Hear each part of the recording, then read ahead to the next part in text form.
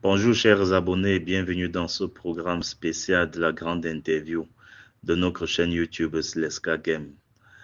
Nous recevons aujourd'hui un invité, pas des moindres, le grand maître national de jeu de dames, Tamga Emmanuel, qui est une icône de jeu de dames au Cameroun. Avant de continuer, n'oubliez pas de vous abonner si vous ne l'êtes pas encore, de liker, partager, commenter si possible cette vidéo. Bonjour, grand maître Emmanuel Tamga et bienvenue dans la grande interview de notre chaîne Slesca Game. Ce programme spécial donne la parole aux figures marquantes du monde des jeux de l'esprit. Nous sommes ravis de vous recevoir aujourd'hui pour cet échange exceptionnel. Bonjour, Monsieur Salenko. Première question de cette interview très attendue. Vous êtes aujourd'hui grand maître national de jeux de dames. Pouvez-vous nous raconter un tout petit peu comment avez-vous découvert ce jeu et surtout qu'est-ce qui a éveillé votre passion pour le jeu des 100 cases? Aussi longtemps que je puisse me souvenir, je pense avoir commencé ce jeu vers les années 1968. J'étais jeune à 7 ans. J'étais très jeune. Et par coup de tête, un jour, j'ai vu les gens jouer aux dames et puis j'ai dit à ma maman de m'acheter un tableau de jeu de dames. Voilà comment l'histoire est partie. Elle m'a acheté un tableau de jeu de dames. J'ai commencé à jouer avec les jeunes de l'époque et à un certain âge, subitement, je me suis mis à jouer au cours élémentaire 2, à jouer avec des vieux. Et surtout, il y avait un vieux à l'époque, en Nouvelle-Bassard, qu'on appelait... J'étais un vieux retraité. Et quand j'étais à la maison, quand je devais aller à l'école, au lieu de prendre mon sac pour aller au cours élémentaire 2, je prenais mon sac pour aller rester chez ce vieux manoir, on l'appelait vieux manoir. Et je me mettais à jouer aux dames avec lui. J'ai passé toute une année à jouer aux dames sans être allé à l'école et mes parents ne s'étaient pas rendus compte. C'est à la fin de l'année que mes parents se sont rendus compte de la fin de l'année scolaire, puisque quand ils sont allés récupérer mon bulletin, on leur a dit que j'étais les fantômes. Puis c'est tant que j'ai pris conscience, ils m'ont bastonné correctement et on m'avait renvoyé de l'établissement. Ils m'ont donc... ils sont allés à l'école Bonaparte-Garçon parce que j'étais à l'école Nobel. Ils sont allés donc me mettre à l'école Bonaparte-Garçon. Là, l'enseignant ne s'amusait pas, j'étais obligé de me concentrer pour les études. Et au cours moyen un jour, pendant les congés, quand nous sommes passés au cours moyen pendant les congés, il y a un certain Bamta, qu'on appelait à l'époque vulgairement monstre, qui est venu dans notre quartier avec son... Et il venait dans notre quartier, puis son frère était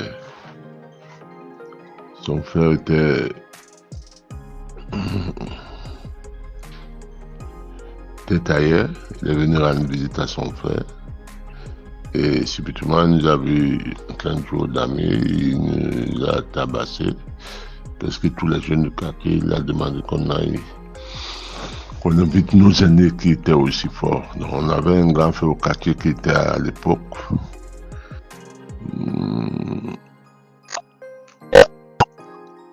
à l'université, Vincent Timothée. On est allé l'appeler, il a écrasé tout le monde. Voilà comment c'est parti, parce qu'un jour, je me rends au dernier potage de livre et de mon retour, je passe à pied. Je passe par derrière la prison, il y avait un bar qu'on appelait Monkamba, il y avait un tailleur qui s'appelait Baba. je l'ai trouvé en train de jouer.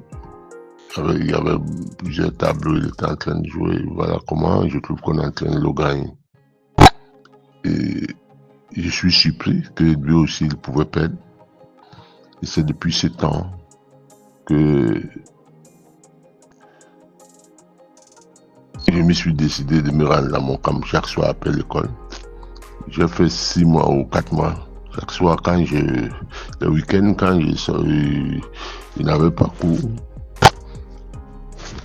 je me rendais à mon camp. Je regardais le jeu pendant les samedis et dimanches. J'observais pendant toute l'année scolaire. Et pendant les vacances,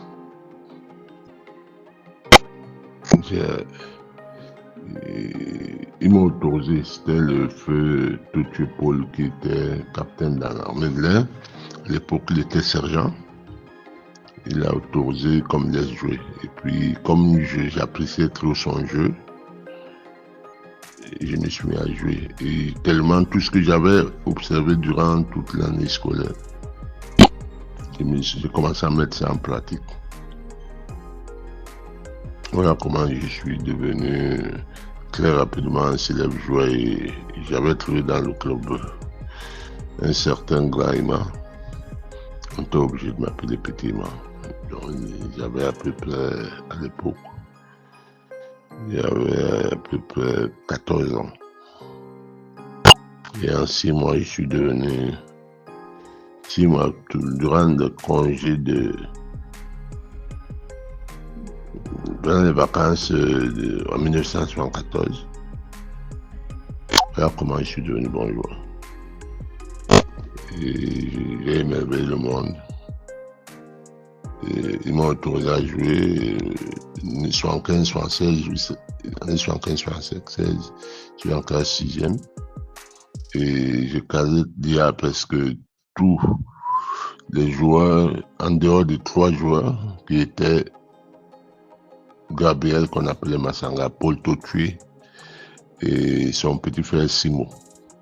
C'est ça qui me créait des problèmes. Je suis devenu un joueur célèbre dans la ville de Douala. Waouh, je dois avouer que c'est assez passionnant de suivre comment vous vous êtes retrouvé dans ce jeu. Une très longue histoire jalonnée de petites anecdotes.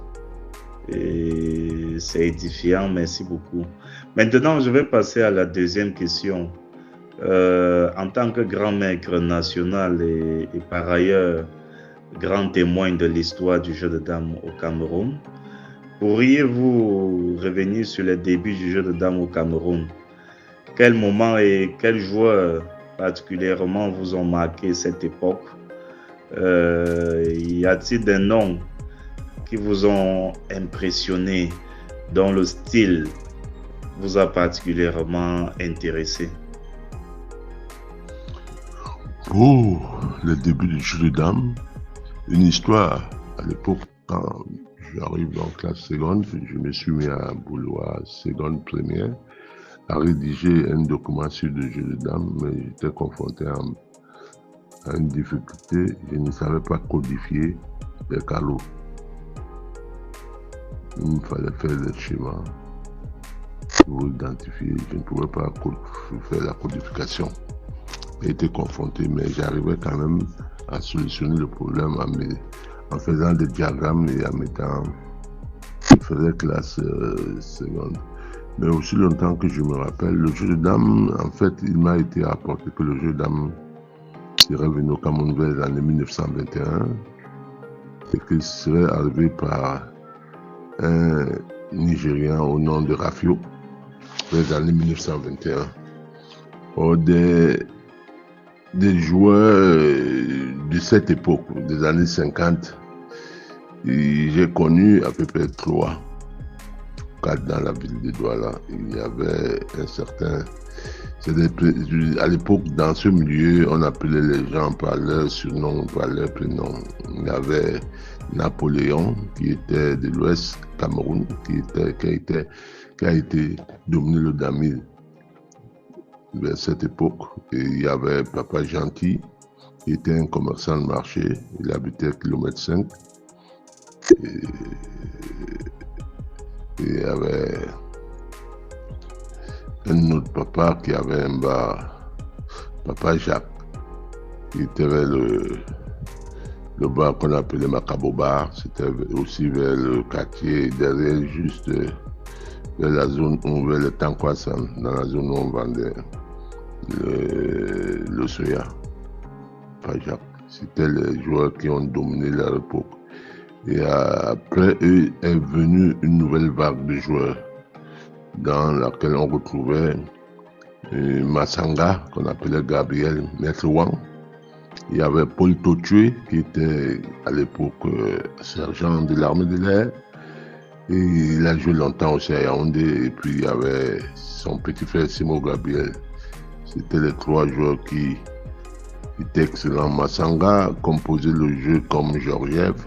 Parce que tous les coups que j'ai connus jusqu'à maintenant, à l'époque, il a été capable. Parce que le jeu de dame à l'époque était à droite. On avait la centrale à droite. Et c'était pas le jeu international. À prise majoritaire, c'était à droite.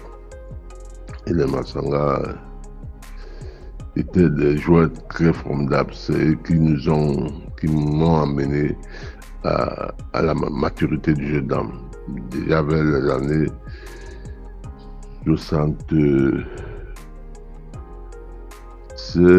77, 78, parce que j'étais dans les laboratoires, mais j'étais déjà un très fort joueur, mais ils étaient encore très solides.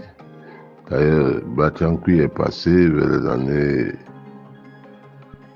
76 à Douala. Il a fait un duel mémorable avec Gabriel. Puisqu'à l'époque, le jeu, les victoires, on les gagnait à 3 parties. Il fallait marquer 3 buts pour être déclaré vainqueur. Batiankou a dû mener 2-0. Et Gabriel a remonté la pente, il a gagné Batiankou à 3-2. Il était reparti à Yaoundé, c'était une référence. Et déjà à Yaoundé, plus tard, j'ai rencontré des joueurs en 79. Je me rends à Yaoundé pour une finale du Cameroun entre Dynamo et puis Bamida en 79. C'est la première fois que je rencontre. Je vais au club l'avenue Germaine. Il y avait des jeunes comme Petit Jean, à qui j'ai donné des pions pour un pion pour qu'on joue. Parce qu'à l'époque, je n'avais pas un bon niveau. J'ai rencontré les joueurs comme Wachok, Zok. J'ai rencontré les Ziem Emmanuel, les Ponok,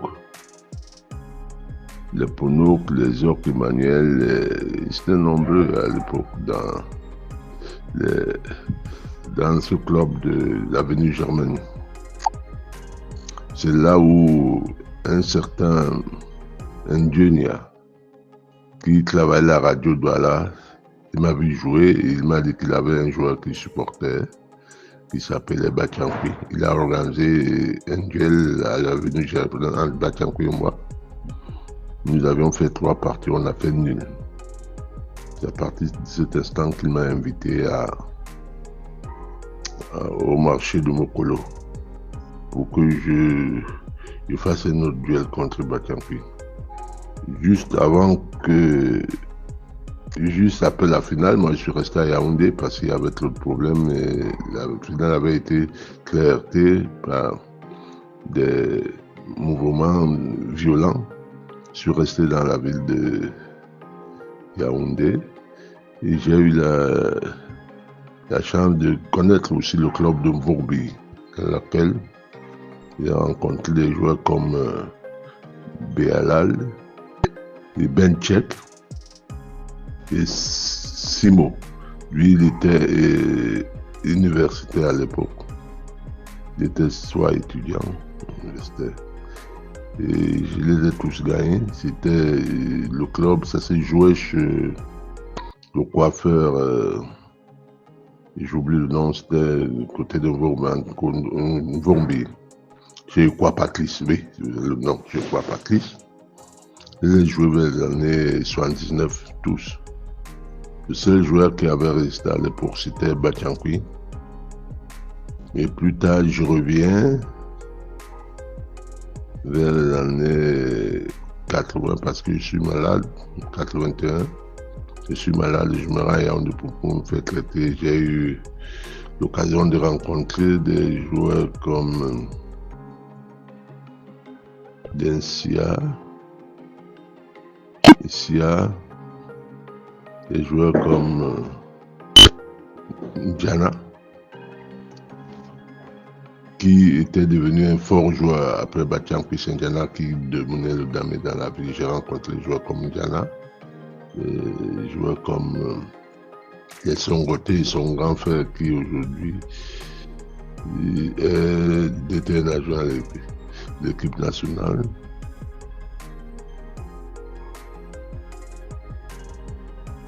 Et plein d'autres joueurs. Dans les années 81 et plus tard, comme je m'y rendais tout le temps à Yaoundé, j'ai aussi rencontré d'autres joueurs. J'ai joué d'autres noms. Je n'ai pas eu la chance de rencontrer, mais les joueurs comme Tamak, je l'ai rencontré. Il m'avait été rapporté que c'était lui qui a été le formateur de Foguet à la briqueterie, habité à la briqueterie. Voilà. Merci beaucoup GMN pour ces vibrants témoignages à l'endroit surtout des joueurs qui ont marqué et également des promoteurs qui ont marqué le jeu de dames au Cameroun. Ce sont des archives ou bien des histoires qui méritent d'être conservées et qui vont à coup sûr édifier la postérité. Dans la foulée de ce passé que nous pouvons dire glorieux et mythique au plan national, vous avez par ailleurs représenté le Cameroun à plusieurs compétitions internationales, que ce soit au Cameroun ou à l'extérieur. Quels souvenirs marquants gardez-vous de ces moments sur la scène mondiale? Pour ma participation, ma représentation du pays à l'international, j'ai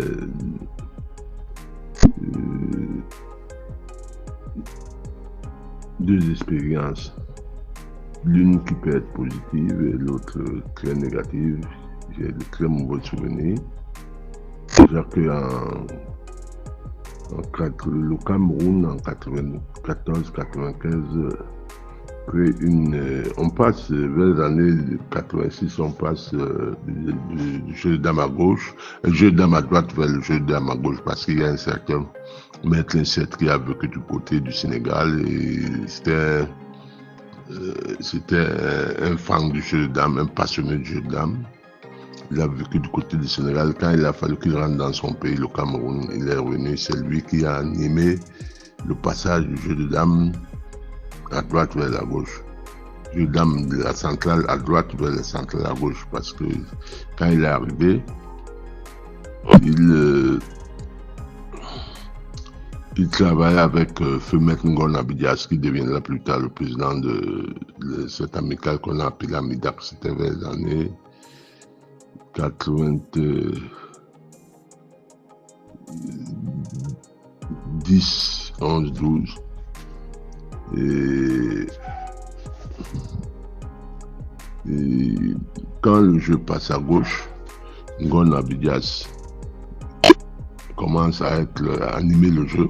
On s'entraînait régulièrement chez lui et tous les jeunes de la ville venaient s'entraîner chez lui. Et il nous payait le transport et il nous dépannait chaque week-end. Ça veut dire samedi et dimanche, on se retrouvait dans le cabinet de Maître Ngon et on s'entraînait pendant plus de 4 heures, 5 heures de temps. Et il nous payait le frais de transport aller et retour. de là, donc, Maître 7 décide de rencontrer les sponsors. Il a eu la chance de saisir, de rencontrer les dirigeants de la minoterie qui ont accepté de l'accompagner pour l'organisation du premier tournoi du jeu de dames à Gauchada au Cameroun. Donc il y a un tournoi organisé à Douala et l'autre à Yaoundé. Et à Douala, il y a eu à l'époque les joueurs comme Bissiri qui étaient arrivés à Douala vers les années 81 parce qu'il vivait du côté de après s'est rendu à Yaoundé. Il a fait le concours pour accéder dans une école supérieure à l'époque, la nouvelle école qu'on appelait l'ESSEC de Douala. Et il est arrivé, on a joué à Montcalm déjà, on jouait à droite. Et il est arrivé vers les années 81. Et il y a eu des arrivées comme Ange, Kali Ange. Il y avait des jeunes comme Wachok qui résidaient à Douala déjà, Kali Ange, parce que Wachok faisait les études à Douala. Et il y avait plein de jeunes. Et quand Maître Ngon organise, il y a beaucoup de jeunes qui ont eu la chance de se retrouver à nos côtés. Et ils ont vraiment bien progressé. On peut citer par exemple les joueurs comme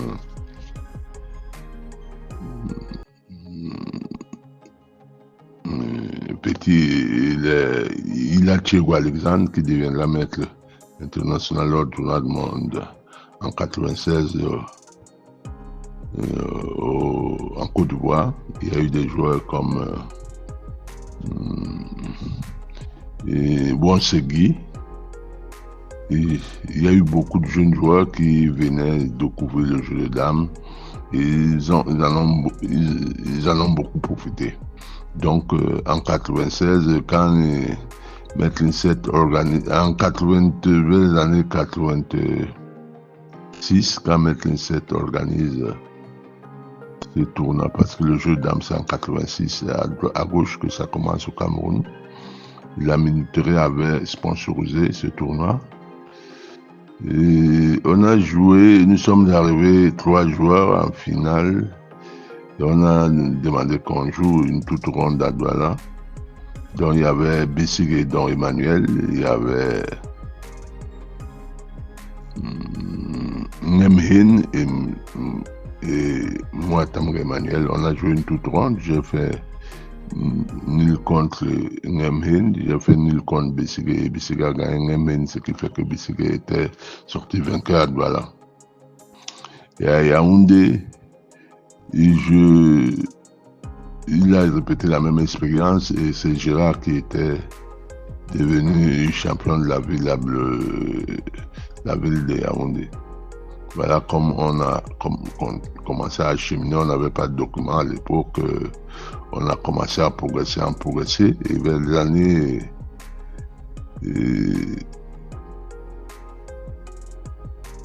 90, 11, 12, les clubs sont multipliés à Douala et à Yaoundé. Et le damier était passé de la droite vers la gauche. Il y avait le monsieur Siméon qui venait d'arriver en France, il habitait le quartier d'Eido, Feu Rouge Bessinguin. Il a créé un très bon club. Il a animé le jeu de dames pendant une période, le Emengale, qui étaient des jeunes étudiants qui animaient le jeu de dames. Ils étaient très nombreux. Voilà comment, vers les années 80, vers les années 94, on crée une association qu'on a appelée, puisqu'on avait demandé de conseil à l'époque aux responsables français ce qu'on pouvait faire. Il a dit, on peut participer au championnat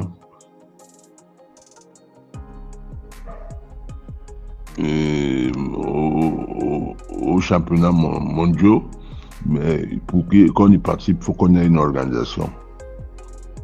Et voilà comment on crée Maître Ngon et Maître 7 décide donc de créer une amicale qu'on appelait Amidac.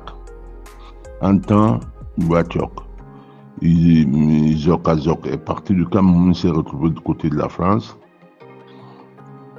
Il a fait de très bonnes parties en France. Il y a même une fois, il a joué un tournoi avec le grand maître à l'époque, Tizov, et il a été classé devant Tizov. Ça fait un très grand bruit parce que le Tizov venait de remporter le tournoi de télégraphe. Le tournoi de télégraphe en 1994, il venait de remporter le tournoi de télégraphe. Et voilà comment on a accepté que le Cameroun présente 2 joueurs au championnat du monde qui devait avoir lieu en Côte d'Ivoire. Et lors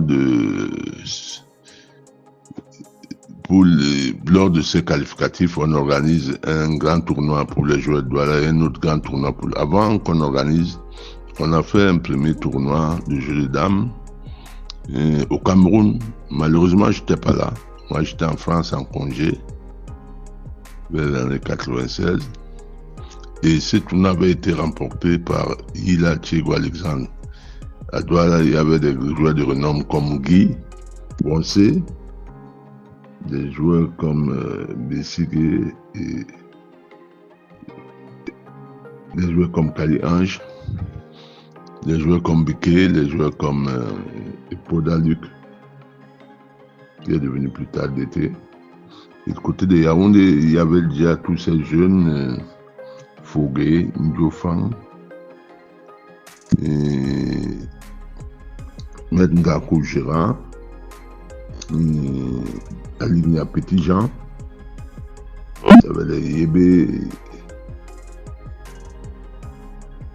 j'en oublie. Lors de ce tournoi, je n'étais pas au Cameroun, j'étais en France. Il Alexandre, qui a été un de mes élèves, remporte le championnat national. Il écrase presque tout le monde et devient champion national. Quand du retour, donc, Cameroun, Metngon décide donc de faire participer 2 joueurs. Parce qu'on avait accordé 2 places au Cameroun pour ce tournoi de 96 à Abidjan. Il fait donc organiser un tournoi à Douala, au cours duquel je deviens premier qualifié à Douala. Et à Yaoundé, il fait organiser un autre tournoi auquel Aligna Petit Jean devient champion. Or, comme il n'avait plus assez de temps pour inviter les joueurs pour organiser un tournoi national, il a décidé que le premier de Douala et le premier de Yaoundé devaient représenter le Cameroun au championnat national. Voilà comment on se préparait pour nous rendre à Abidjan pour jouer le tournoi. Malheureusement, à l'époque, moi je travaille, je suis occupé aux brasseries. Pour me déplacer, il faut demander une permission. J'arrive à avoir ma permission le dernier jour, presque il y a 2 jours de tournoi. Au début du tournoi, j'arrive avec ma permission. Et on voyage le jour où le tournoi devait commencer à Abidjan. En temps, il y avait 2 joueurs, il y avait 2 Camerounais qui se sont rendus à Abidjan avant. Il y avait le directeur technique de l'époque qui était Bolo Jean-Marc. Et le jeune champion du Cameroun qui venait d'être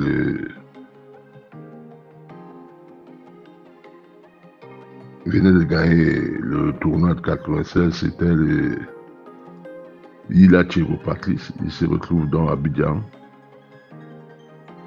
Et maintenant, quand le tournoi commence, le Cameroun, il y a qu'un joueur là-bas, mais qui n'est pas tenu à participer à ce tournoi. Mais le Cameroun ne peut pas être battu forfait. On décide donc que lui, il commence la partie. Aligna et moi, nous prenons l'avion aux alentours de 16h, on arrive à Abidjan vers 19h et c'est Aka, le vieux joueur Aka à l'époque qui vient nous accueillir à l'aéroport et nous amène vers l'hôtel de Yopougon, là où le tournoi s'est joué. Et quand nous arrivons, on trouve que Hila Thiego s'est très bien comporté. Et on décide donc on essaie de demander à Palmer qui devait rencontrer l'autre Camerounais s'il pouvait accepter de jouer son match contre le Camerounais qui vient d'arriver. Comme pour eux, les Hollandais, ils estimaient que le Cameroun était des non-names. Il a accepté la partie. En temps, dans la délégation camerounaise, il fallait choisir un joueur qui devait représenter, puisque Petit Jean et moi, nous étions qualifiés. Malheureusement, nous sommes arrivés en retard et M. Hila a été choisi pour commencer la partie, c'est vrai. Et Maître Ngon Abidjas à l'époque estimait, et tout le monde était unanime que j'étais le meilleur Camerounais de l'époque. On estimait que il a écrit un fax à son directeur technique pour lui dire que s'il y a un joueur camerounais, ça devait être le Petit Ima. Voilà comment Mbolo a dit que lui, il a pris la décision. J'ai amené le fax, j'ai présenté ça à Venbic, qui était le président de la fédération. Il m'a rappelé qu'on avait un représentant du Cameroun là-bas, et c'est lui et lui seul qui était compétent pour faire le choix du joueur qu'il devait rencontrer. Voilà comment Mbolo décide de faire jouer M.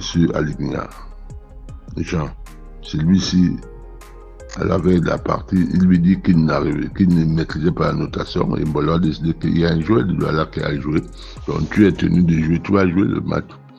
Et juste à la fin de la partie, Mbolo Aligna avait gagné Palmer. À l'époque, ça avait fait un tollé général. Et voilà comment les Camerounais sont rentrés en compétition. Comme le Cameroun n'avait que 2 places, je ne pouvais pas jouer le tournoi. Donc, en 1996, le Cameroun a été représenté au tournoi d'Abidjan par Ila Chego Alexandre et Aligna. Les 2 joueurs se sont très bien comportés parce que le tournoi s'est joué en 2 tours. Il y avait le champion du monde qui était Tizov et son challenger qui était Vaneris. Les 2 étaient obligés d'attendre en attendant que les 10 autres joueurs se qualifient et ils vont jouer le tournoi final. Voilà comment lors du tournoi de qualif, il y a eu 2 poules. Et je pense que c'était 2 ou quelques poules là. Je ne maîtrise pas plus le nombre de poules. Mais à l'issue de ce tournoi, à la dernière journée, dans la poule de Ila Chego, il est premier. Et dans l'autre poule, Aligna était aussi premier. Mais Aligna, qui était indiscipliné, ne dormait pas, va se faire rattraper à la dernière journée, donc ils se retrouvent 3 et ils sont obligés de faire les barrages. Donc dans cette poule, il y avait dans la poule les gens qui devaient jouer le barrage avec Aligna, c'était Schwarzman, Bujuski et Aligna. Aligna fait nul contre Bujuski et il perd contre Schwarzman au rapide. Donc Aligna est éliminé et Schwarzman est qualifié.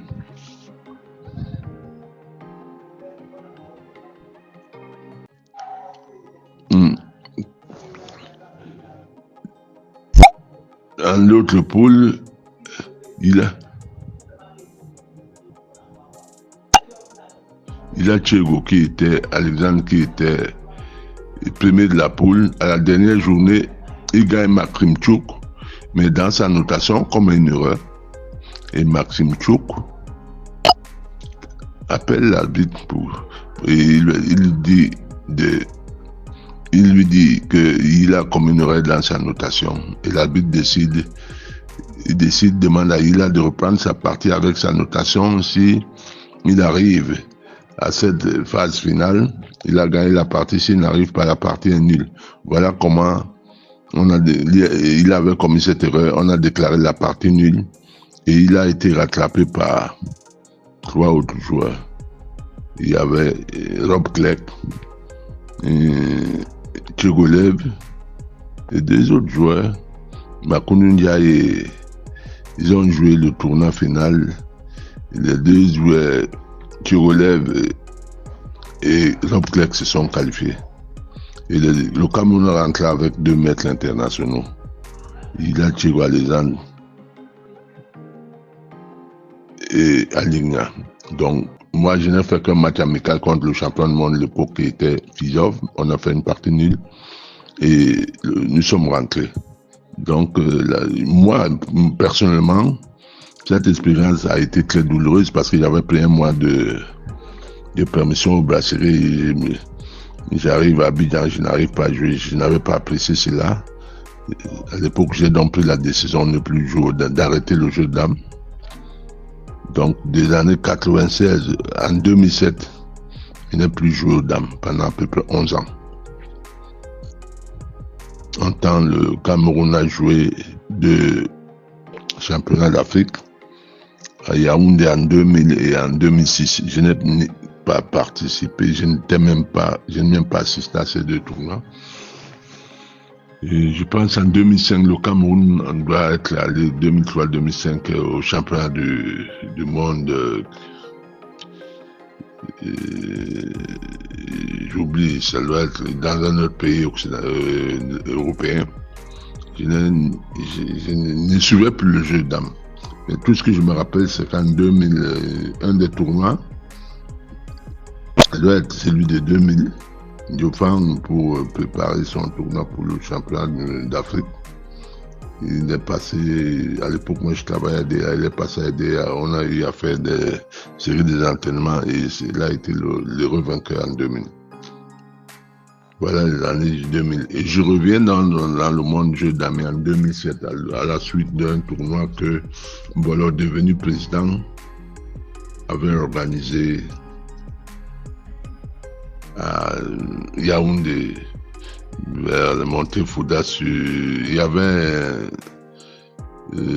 un cabaret, je sais pas, c'était un cabaret qu'on appelait Elle et lui à l'époque. On organisait ce tournoi. C'était mon retour dans le milieu du jeu de dames parce que là, j'avais changé de métier. Et j'ai eu ce tournoi à l'issue duquel j'ai été classé 3e parce que c'était pas une toute ronde, c'était un tournoi qui était qualificatif.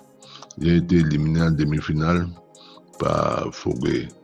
Après 2 parties des rapides et de l'autre côté, c'est Manga avait éliminé Donzi, et pas Donzi, il avait éliminé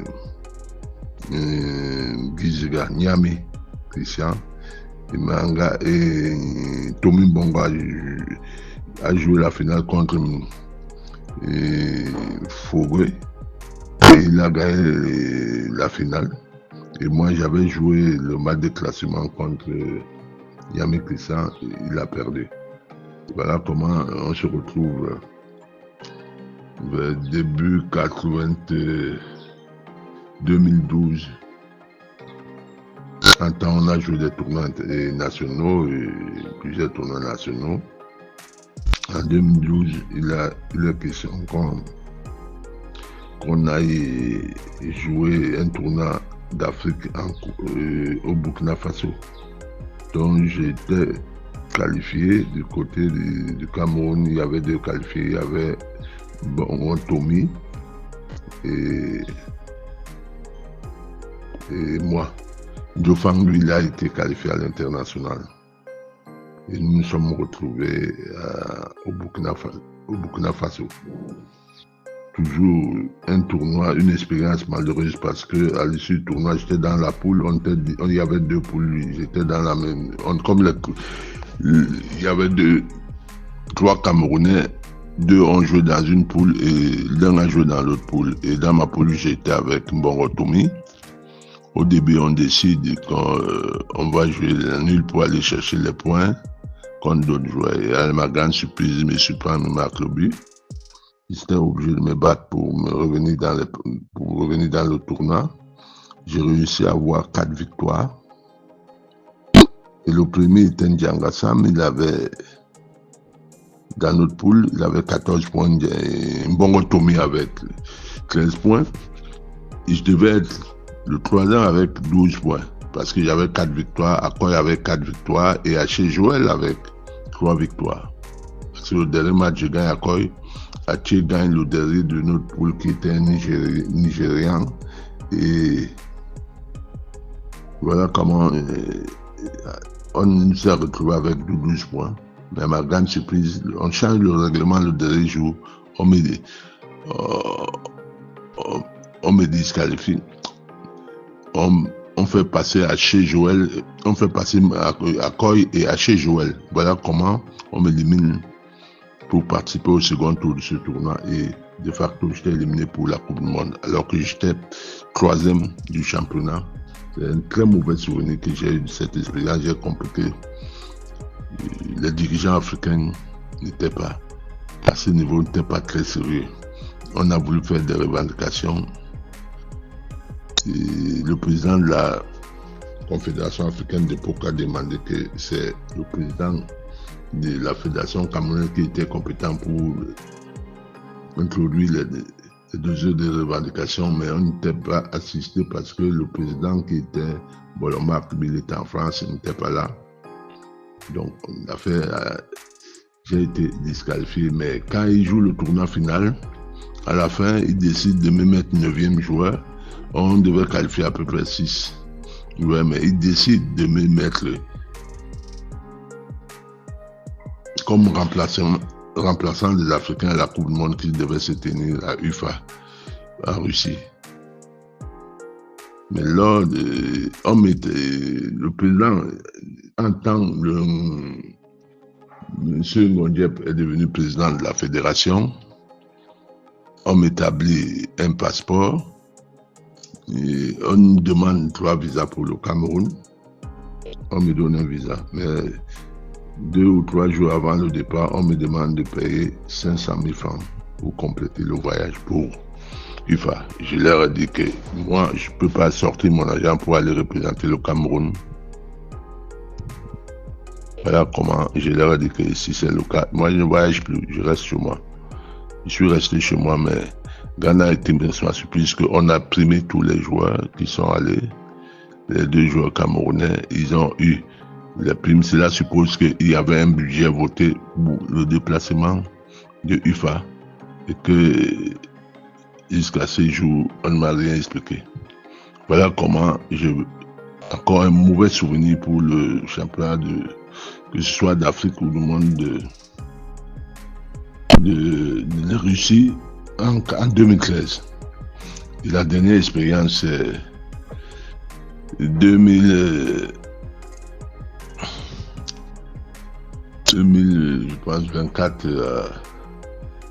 toujours au Burkina Faso, où j'ai été qualifié avec le jeune gars Landry. Malheureusement, je n'ai pas eu le temps de me préparer parce qu'on avait des problèmes familiaux, mais je me suis rendu. J'ai eu encore le même problème avec le même joueur H. Joël. Je commence très bien mon tournoi. Et je gagne mon premier match. Le second match, je fais nul. Le 3e match, je devais jouer contre H. Joël. La partie, on se retrouve avec Sissim Pion. La partie doit faire nul. Subitement, il appelle l'arbitre. Il lui dit que je ne note pas. Il crée un incident qui n'existait pas. L'arbitre arrive, je sors ma fiche de notation, je remets à l'arbitre. On demande à l'arbitre, je demande à l'arbitre qu'il prenne aussi sa fiche de notation et qu'il compare les 2 notations.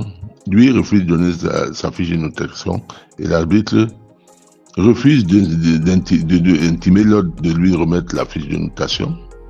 Voilà comment il m'étend les nerfs pendant à peu près 30 minutes. L'arbitre ne fait que me demander de noter. Je lui dis que vous avez ma fiche de notation entre vos mains.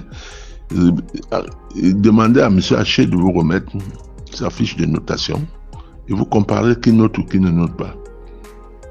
C'est dans cette circonstance qu'il me remet la fiche. J'étais très tendu et j'avais un coup à jouer et le gars m'a complètement déconcentré. J'ai perdu la partie comme un joueur, un débutant.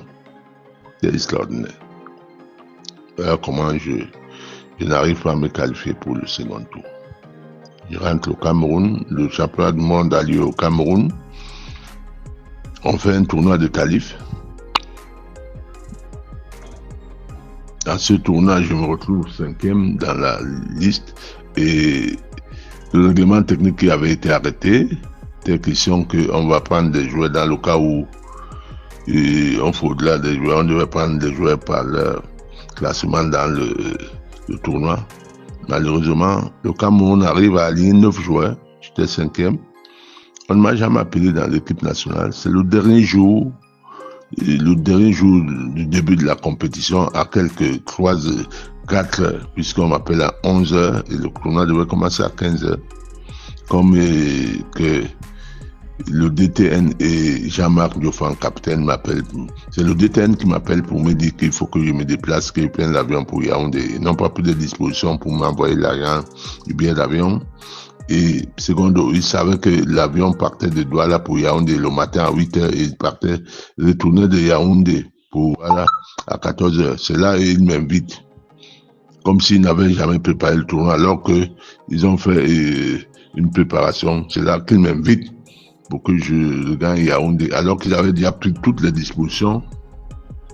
Ils avaient pris toutes les dispositions pour faire appeler d'autres joueurs qui étaient hors de la ville de Douala une semaine avant, ou quelques jours avant. Et ils m'appellent le dernier jour et voilà, au moment où je prends la parole pour dire au DTN que je ne peux plus accepter de jouer dans ces conditions, c'est là où une femme me dit non, il faut arriver. Je leur ai demandé de prendre le jeune Kamden Borous. C'est là où il me demande que non, lui il a déjà sa place. Je comprends qu'on avait déjà terminé la liste des joueurs et qu'il leur manquait un joueur. C'est là où je leur ai demandé de prendre Gérard. Et que moi je me déplace plus pour Yaoundé. C'est là où j'apprends qu'ils avaient tout préparé, fait le coup avant. Voilà que une fois de plus pour un championnat du monde, je n'ai pas pu participer à cause des individus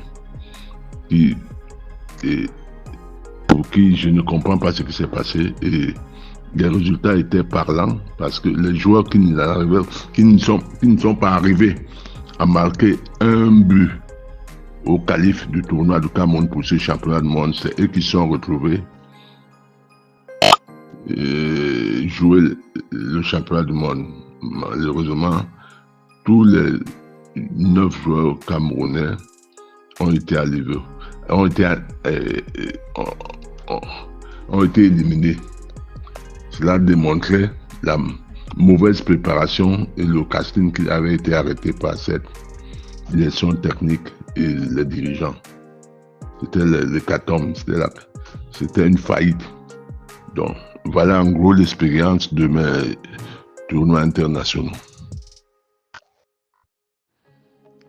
Bon, je dois avouer que je vous écoute avec beaucoup de tristesse et de regret, surtout pour votre non-participation à cet événement historique et le traitement qui vous a été réservé, à un joueur de votre acabit, qui, ma foi, n'est pas honorable pour ce que vous représentez pour le damier camerounais. Bon, j'espère que les responsables sauront rectifier le tir. Bon, pour sortir de cette interview, nous passons à la dernière question. Si on vous demandait les perspectives ou bien des suggestions pour le développement du jeu de dames au Cameroun, en Afrique et dans le monde, pour les organisateurs et aussi pour les joueurs? Pour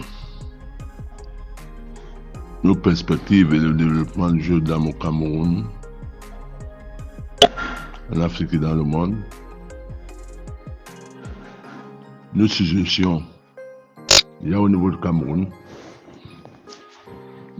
parce que nous, l'expérience qu'on a vécue, parce que le Cameroun à une certaine époque a eu de très bons joueurs, le niveau était très élevé. Le Cameroun pouvait classer comme ça 10 à 15 joueurs de très haut niveau et représenter le Cameroun à très niveau sans qu'on s'inquiète, parce qu'à l'époque, on n'avait pas assez de clubs dans toutes les villes, mais il y avait des tournois les tournois individuels et tournois entre les deux grandes villes du Cameroun, Douala et Yaoundé. Il y avait le tournoi de Douala contre Yaoundé. Et ça fait en sorte que beaucoup de joueurs ont profité de ces tournois pour progresser. Deuxième chose, à notre époque, moi je ne connais pas la culture du Ndiambo, tel que ça se pratique aujourd'hui, où les gars se retrouvent dans le milieu de jeu de dames. Tous les jours, ils sont en train de jouer là. À notre époque, il y avait les parties n'étaient pas dans les clubs, les parties n'étaient pas payantes, où on ne misait pas à notre époque. Donc, quand les jeunes voulaient jouer, ils avaient l'occasion de rencontrer n'importe quel bon joueur et ça faisait en sorte qu'ils progressent. Ils progressent, ils ont progressé très rapidement. Et à notre époque, il y avait des défis. Pour avoir un défi entre X joueurs contre Y joueurs, et il y avait un sponsor qui venait et disait, moi je mets tel montant, une telle prime, et les gars, ils jouaient les parties. C'est vrai, à l'époque, on n'avait pas tout le matériel parce qu'on n'avait pas de pendule, mais les parties se jouaient et ça faisait progresser des joueurs. C'est la raison pour laquelle beaucoup de jeunes, à Yaoundé, on pouvait avoir au moins 10 joueurs qui avaient un très bon niveau. On peut les citer, il y avait Aligna Petit Jean, il y avait Yebe, il y avait Fogué, il y avait Ndiofang, puisque c'est Ndiofang qui rentre le premier dans à Yaoundé, c'est les jeunes qui viennent des années 84-85. Il y a Fogué, il y a Petit Jean, il y a Aristophane. Ndiofang, c'est les années 88. Et Loum, c'est plus tard.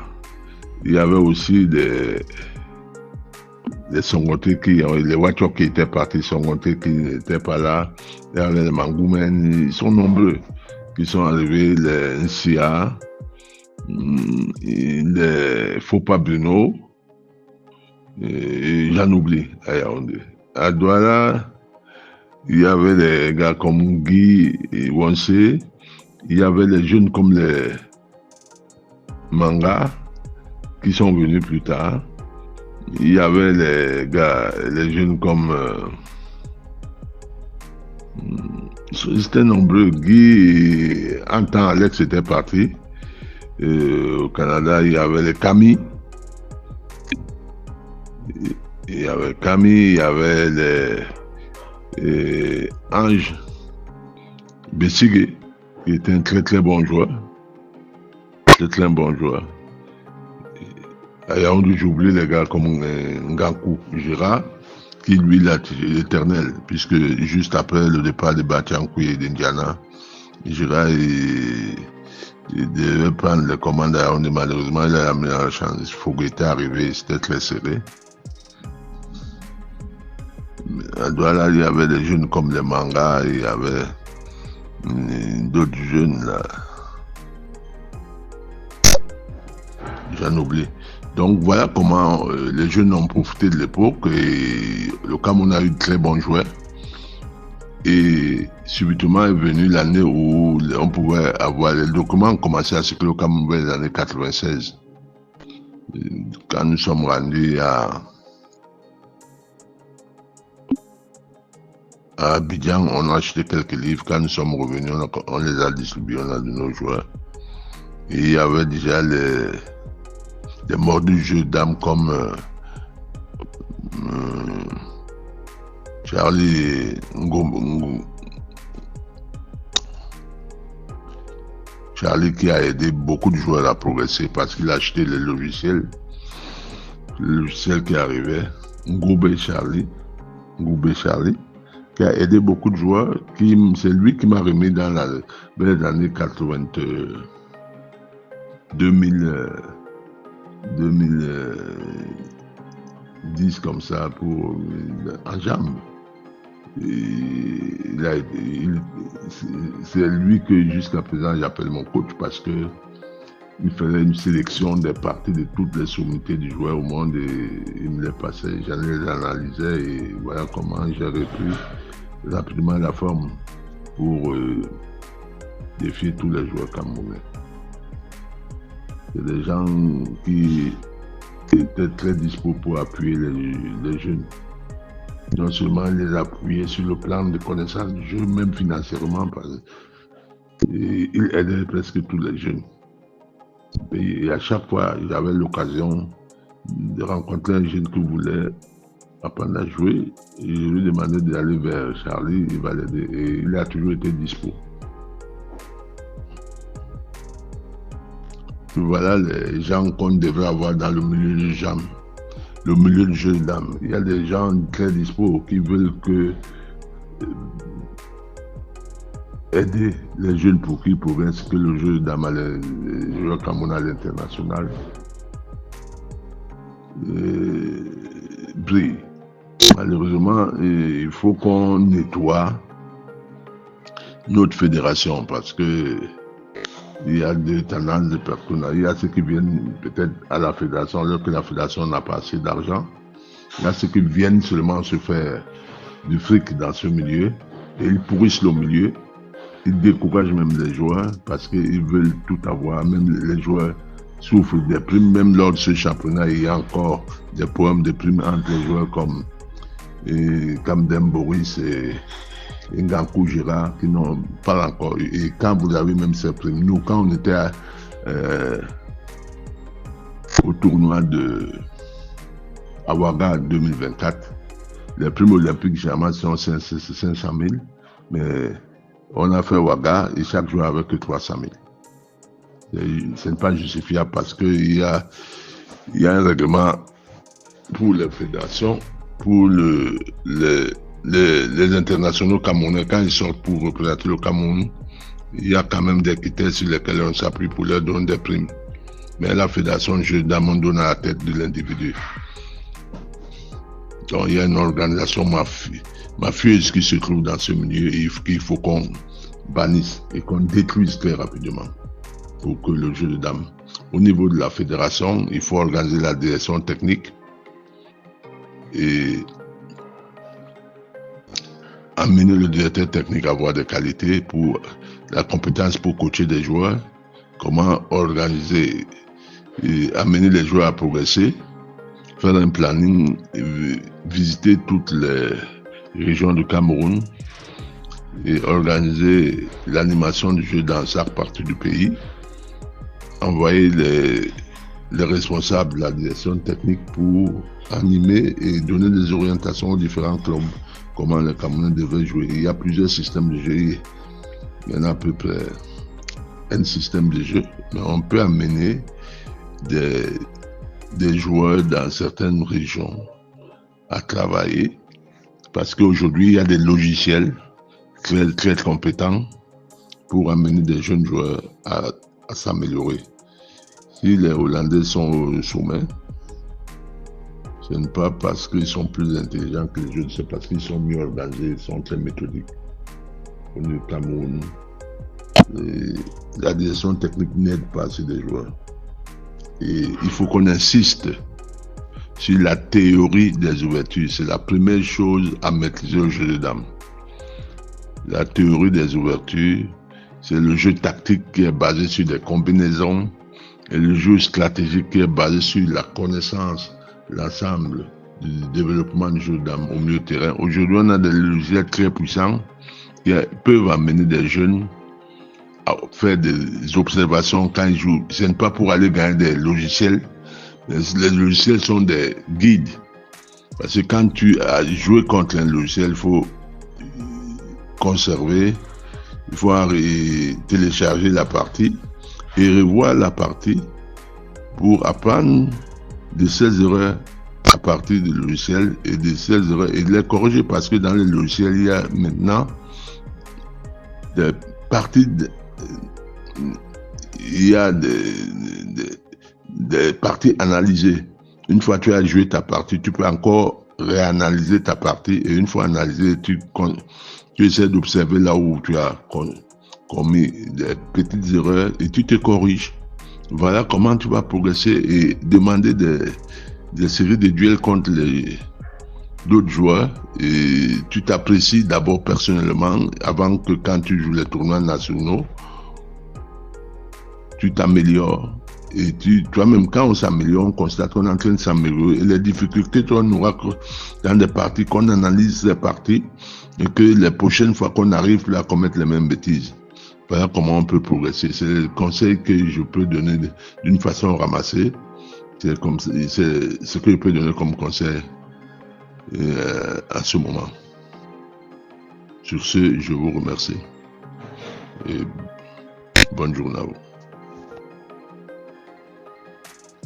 C'est nous qui vous remercions, grand maître, d'avoir pris votre précieux temps pour répondre à cette invitation de la grande interview. Nous clôturons cette émission